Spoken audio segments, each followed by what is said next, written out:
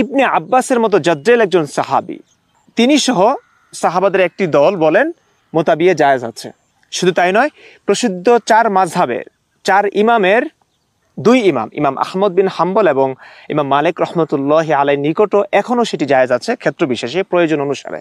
আমার প্রশ্ন হচ্ছে, এই যে আলেমরা, ইসলামের হেফাজতকারীরা, আমাদের বাংলাদেশের হুজুররা মায়ের জাতি নারীকে নিয়ে এত অশ্লীল বাক্য ছুঁড়েছেন শুধু এই কারণে যে তারা যৌনকর্মীদের অধিকার নিশ্চিত করার কথা বলেছেন, তারা আসলে কোন ইসলামকে হেফাজত করতে নারীদেরকে এভাবে গালাগাল করছেন? কোন ইসলামকে? নাস্তিক ইমরান বিন বশির মুতআ বিবাহ সম্পর্কে ইবনে আব্বাস রাদিয়াল্লাহু তাআলা আনহু ব্যাপারে যা বললেন সম্পূর্ণ মিথ্যা। ইবনে আব্বাস রাদিয়াল্লাহু তাআলা আনহু যদিও একসময় মুতআ বিবাহ বৈধ এই ব্যাপারে তিনি ফতোয়া দিতেন, কিন্তু হযরত আলী রাদিয়াল্লাহু তাআলা আনহু ইবনে আব্বাস রাদিয়াল্লাহু তাআলা আনহুকে বললেন, আপনি কি জানেন না রাসূলুল্লাহ সাল্লাল্লাহু আলাইহি ওয়াসাল্লাম মুতআ বিবাহকে নিষিদ্ধ করেছেন? তখন ইবনে আব্বাস রাদিয়াল্লাহু তাআলা আনহু তার মত প্রত্যাহার করলেন এবং তিনি তওবা করলেন। ফাতাকাররাল ইজমা, আর তখনই সাহাবায়ে কেরামের মাঝে এই ব্যাপারে মুতআ বিবাহ যে অবৈধ এই ব্যাপারে ইজমা প্রতিষ্ঠিত হয়েছে। ইমাম মালিক রহমতুল্লাহ আলাইহির মতেও মুতআ বিবাহ হারাম। এর কারণ হলো ইমাম মালিক রহমতুল্লাহ আলাইহি তার মুআত্তা মালিকের মধ্যে ওই সকলই হাদিস এনেছেন যেটা তার মাযহাব। আর ইমাম মালিক রহমতুল্লাহ আলাইহি মুতআ বিবাহ যে নিষিদ্ধ, সেই নিষিদ্ধের হাদিসটি অর্থাৎ হযরত আলী রাদিয়াল্লাহু তাআলা আনহু থেকে বর্ণিত হাদিস, আন্না রাসূলুল্লাহ সাল্লাল্লাহু আলাইহি ওয়াসাল্লাম নাহা আন মুতআতিন নিসা, নবীজি নিকাহে মুতআ সাময়িক বিবাহকে নিষিদ্ধ করেছেন। এই হাদিসটি ইমাম মালিক রহমতুল্লাহ আলাইহি তার কিতাব মুআত্তা মালিকের মধ্যে আনছেন। এটি বোঝা যায় ইমাম মালিক রহমতুল্লাহ আলাইহির মতেও মুতআ বিবাহ হারাম। মুসলমান ভাইরা আমার, আল্লাহ রাব্বুল আলামিন মুতআ বিবাহ যে হারাম করেছেন এর অনেকগুলো প্রমাণ দলিল রয়েছে।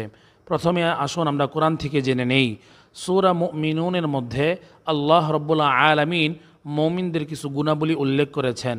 এর মধ্যে মুমিনদের একটা গুণাবলী হলো আল্লাহ রাব্বুল আলামিন সূরা মুমিনুনের 5-6 নম্বর আয়াতের মধ্যে বলেন, আল্লাযীনা হুম লিফুরুজিহিম হাফিজুন, যারা নিজ লজ্জাস্থানকে হেফাজত করে, নিজ লজ্জাস্থানকে সংরক্ষণ করে, অর্থাৎ যৌন চাহিদা মিটাবার জন্যে অবৈধ পন্থা অবলম্বন করে না। ইল্লা আলা আজওয়াজিহিম, তবে তাদের স্ত্রী ছাড়া, অর্থাৎ স্ত্রী ছাড়া তারা নিজ লজ্জাস্থানকে হেফাজত করে। আর স্ত্রীর সাথে জিমা করা, অতি করা, সহবাস করা বৈধ। স্ত্রী ছাড়া অন্য কারোর সাথে, অন্য কোনো মহিলার সাথে জিমা করা বা সহবাস করা, অতি করা, এটা সম্পূর্ণ হারাম। আর মুতআর মাধ্যমে যে মহিলার সাথে অতি করা হয়, জিমা করা হয়, সহবাস করা হয়, সেই মহিলা মূলত সেই মুতআরকারীর স্ত্রী নয়। কারণ মুতআকারীর স্ত্রী যদি হতো, তারা যদি স্বামী স্ত্রী হতো তাহলে একে অন্যের ওয়ারিশ হইতো। কিন্তু আমরা দেখি যে মুতআর মাধ্যমে যে মহিলার সাথে সহবাস করা হয়, অতি করা হয়, সেই মহিলা মুতআকারীর উত্তরাধিকারী হয় না, ওয়ারিশ হয় না। এতেই বোঝা যায় যে মুতআর মাধ্যমে যে মহিলার সাথে জিমা বা অতি করা হয়, সহবাস করা হয়, সেই মহিলা ওই মুতআকারীর স্ত্রী নয়।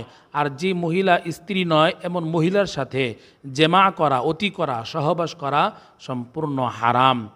দ্বিতীয় দলিল হলো হাদিস থেকে আমরা পাই, আল্লাহ রসুল সাল্লাল্লাহু আলাইহি ওয়াসাল্লাম কাবা শরীফের সামনে সাহাবীদেরকে উদ্দেশ্য করে বলেন, ইয়া আইয়ুহান নাস, হে লোক সকল, ইন্নী আমারতুকুম বিল ইস্তিমতাই মিন হাযিহিন নিসা, আমি তোমাদেরকে এসব মহিলাদের সাথে মুতআ করার বিধান দিয়েছিলাম বটে। আলা, তবে জেনে রাখো, ইন্নাল্লাহা ক্বাদ হাররামাহা আলাইকুম ইলা ইয়াউমিল কিয়ামাহ, আল্লাহ রাব্বুল আলামিন তোমাদের উপর এই বিবাহকে কিয়ামত পর্যন্ত হারাম করে দিয়েছেন, নিষিদ্ধ করে দিয়েছেন। অতএব কোরআন ও হাদিস থেকে বোঝা যায় মুতআ বিবাহ হারাম, নিষিদ্ধ। আহলে সুন্নত ওয়াল জামাতের সকল উলামায়ে কেরামের মতে, 4 মাযহাবের 4 ইমামের মতে মুতআ বিবাহ